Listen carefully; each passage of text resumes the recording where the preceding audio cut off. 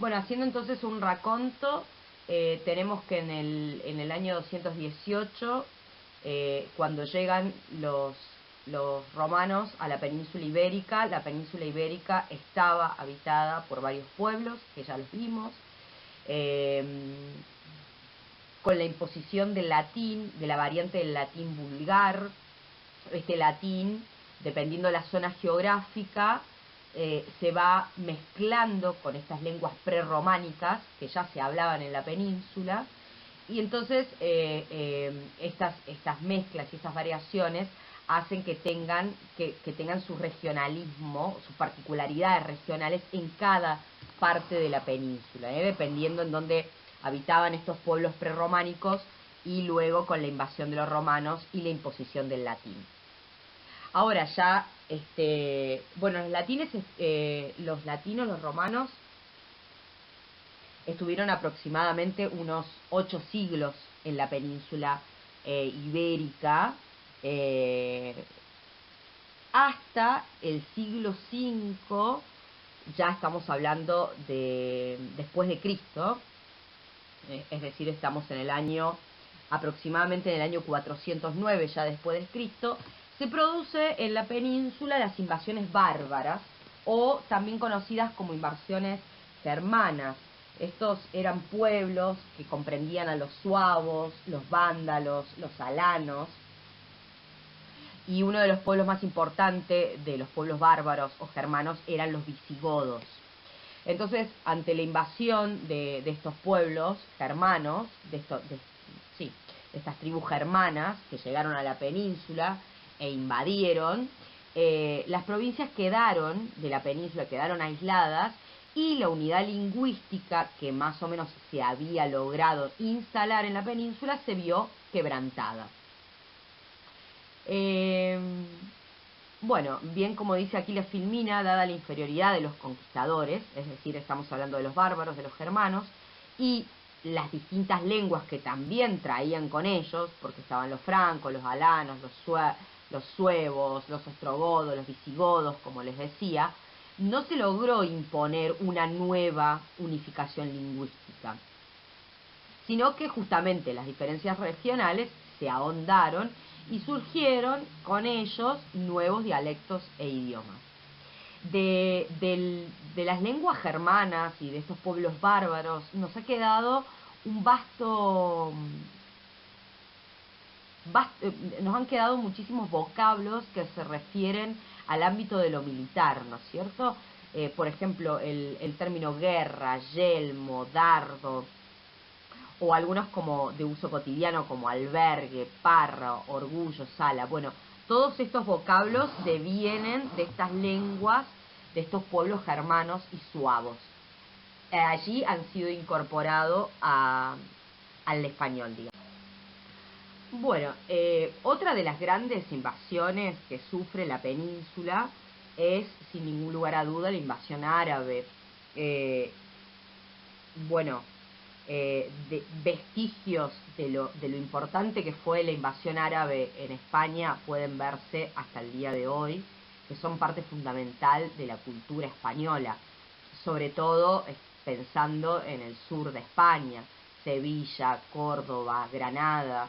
Ojalá que en algún momento puedan viajar y puedan conocer, y allí van a ver realmente lo que fue la majestuosidad de la presencia cultural de los árabes en la península ibérica, y cómo ha trascendido en la historia de España hasta el día de la fecha.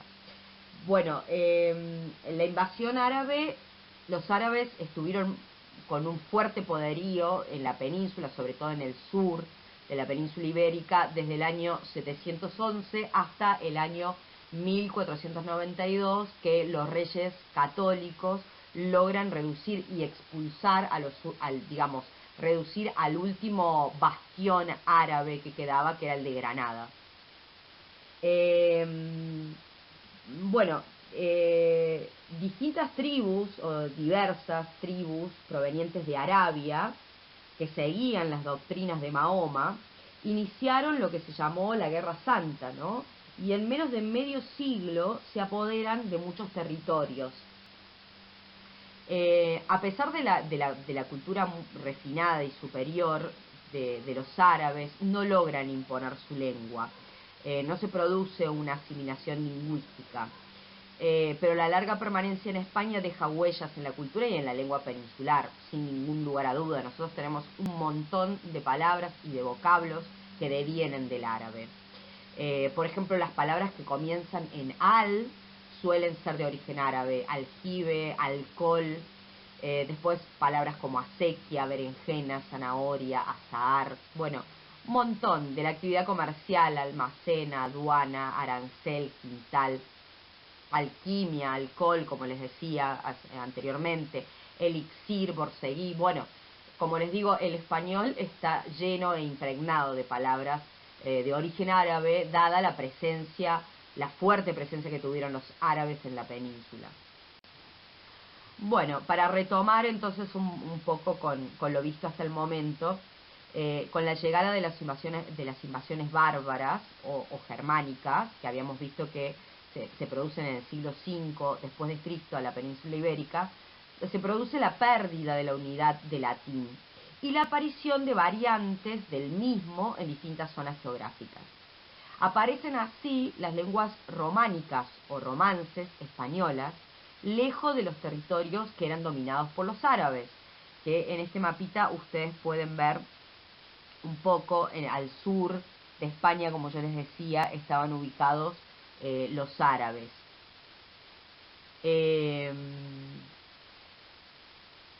Y entre estas lenguas, las lenguas denominadas románicas o romances, están el gallego, el leonés, el asturiano, el castellano, el navarro aragonés, y el catalán. En la zona árabe, justamente en la zona que actualmente conocemos como Andalucía, los cristianos y también muchos árabes y judíos hablan lo que se conoce como el mozárabe, que es una lengua, es un latín evolucionado con muchos términos árabes. En esta lengua se escriben las jarchas. Las jarchas son pequeños textos de autor de pocos versos. Las primeras jarchas que se conocen son del siglo XI, aunque al parecer comenzaron a escribirse en el siglo X. Entonces, las jarchas son pequeños poemas o pequeños textos de amor de pocos versos que fueron escritas justamente en esta lengua, la mozárabe, que era una mezcla de latín con vocablos del árabe.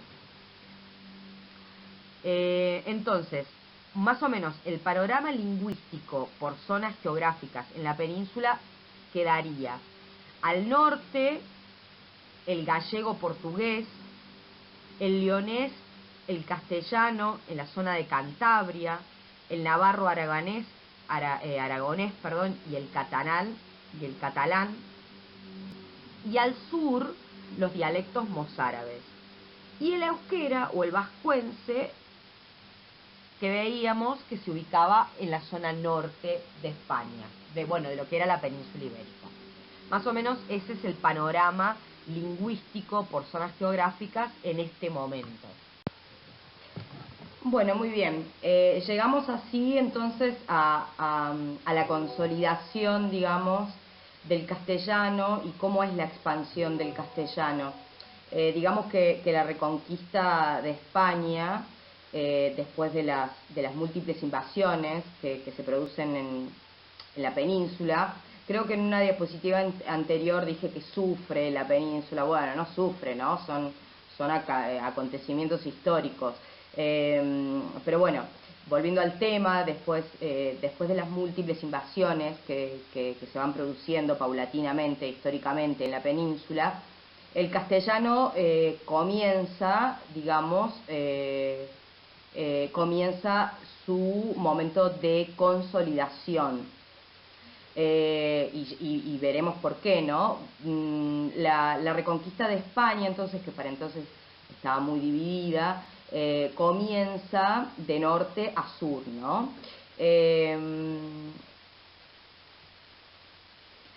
Justamente lo que posibilita o lo que facilita a los reinos cristianos que se vayan consolidando y aspirando a la hegemonía es tiene que ver, está relacionado directamente con las divisiones internas que habían entre los musulmanes, ¿no es cierto? Es decir, estas divisiones internas permiten que se vaya consolidando y hegemonizando el reinado de los cristianos, y con ello justamente el castellano. Y ya en el siglo X, un grupo de condados dependientes del Reino de León, en el mapita anterior ustedes ya tienen esa división, como estaban ubicados los reinos. En el siglo X, un grupo de condados dependientes del Reino de León se unifican y constituyen lo que se llama una región fortificada, que es Castilla justamente, esta región fortificada, que justamente significa región de castillos, que más tarde se va a erigir como un reino independiente.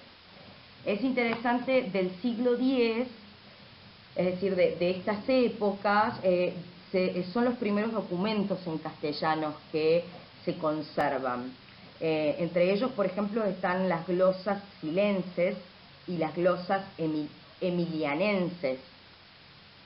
En los estados cristianos existía poesía vulgar en las lenguas romances, canciones líricas tradicionales, pero no se conservan texto de esto. Era literatura de transmisión oral, ¿no? Como poemas narrados por los juglares. Y el texto más antiguo que se conservan es el Cantar del Miocid, en donde se cuentan juntamente las proezas de un héroe guerrero, que ustedes ya estarán viendo el Cantar del Miocid o probablemente haciendo algún tipo de referencia en lo que será Española I. Muy bien, en el siglo XV, que puede ser denominado como el pre-renacimiento, estamos todavía en el Renacimiento mismo, la península se unifica, ¿no?, con la unión justamente de los reinos de Castilla y Aragón, que se da por el casamiento de Isabel y de Fernando, que después fueron llamados los Reyes Católicos. En aquel entonces, tengan en cuenta que los matrimonios muchas veces eran arreglados con el fin justamente de producir estas uniones que también llevaban a la expansión o al dominio de un territorio. Este fue el caso justamente de Isabel y Fernando, que unieron sus reinos, se hicieron más poderosos y lograron la unificación de la península bajo, y justamente a partir de esto oficializan el castellano como la lengua oficial de la península y al cristianismo como la religión oficial. Y así es que lenguas, por ejemplo, que tenían una fuerte presencia, como era el aragonés y el leonés, quedan reducidos a su condición de lenguas rurales, y el castellano efectivamente se consolida, ¿no?, como la lengua oficial. Algunos datos para tener en cuenta: los reyes católicos por entonces expulsan unos 170.000 judíos aproximadamente de España hacia África y Europa. Estos judíos llevan con ellos el castellano, que pasará a dominarse judeo-español o sefardí. En 1492 tenemos que Elio Antonio de Nebrija, un humanista español, publica su gramática castellana, que es la primera de las lenguas románicas. Esta gramática es la primera que se publica sobre este tema, una gramática sobre la lengua castellana. Esta obra, el fin de esta obra que se publica en Nebrija es el de difundir, de codificar y preservar la estructura justamente del castellano. Perdón.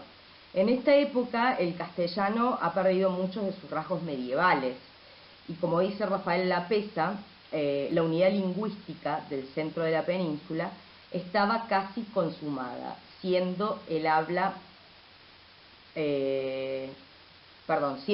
toledana el modelo de la buena dicción. ¿Cuáles son las características fonéticas de la lengua?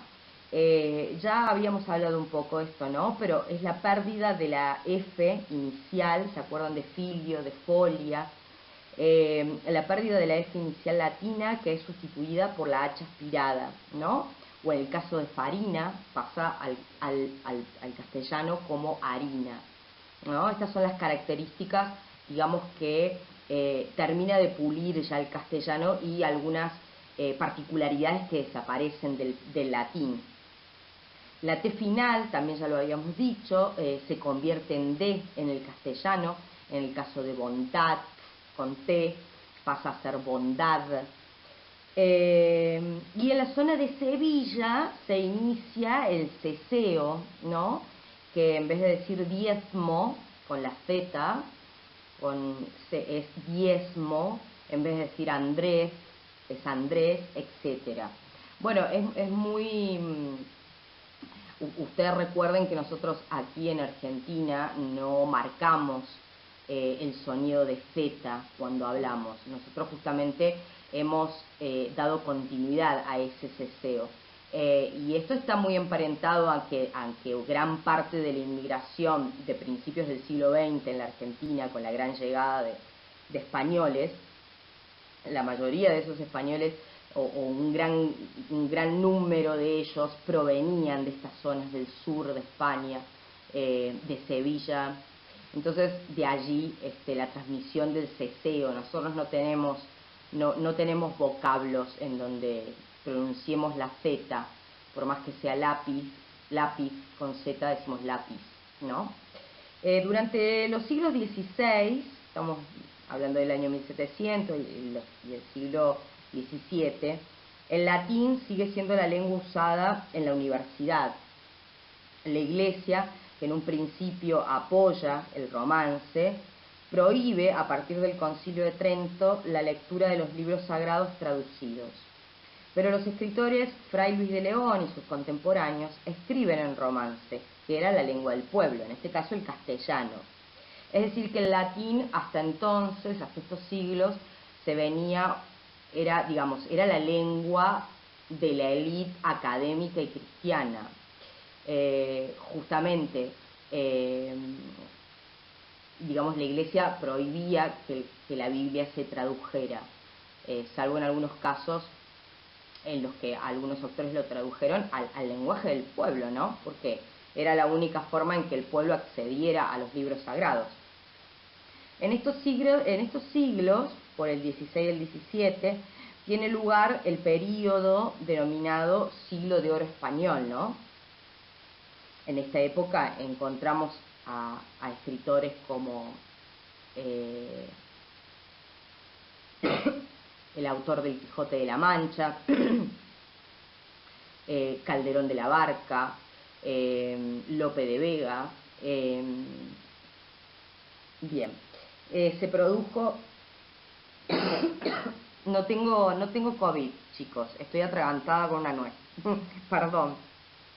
Se produjo una labor de selección entre sonidos, formas que se fijaron de la lengua literaria y en menor grado en la lengua hablada. Mucho influyó el desarrollo de la imprenta. Acuérdense que allá, no sé si se acuerdan, pero en el año 1490 y pico se inventa también la imprenta, que por supuesto fue un aliciente para la difusión de la lengua castellana, dada que se empezaba a editar y a publicar documentos que llegaban a mayor cantidad de gente. En 1713 se funda, fíjense ustedes el tiempo que es, la Real Academia Española por orden de Felipe V. Su lema el lema con que se fundó la Real Academia Española era, y cito textualmente, limpia, fija y de esplendor.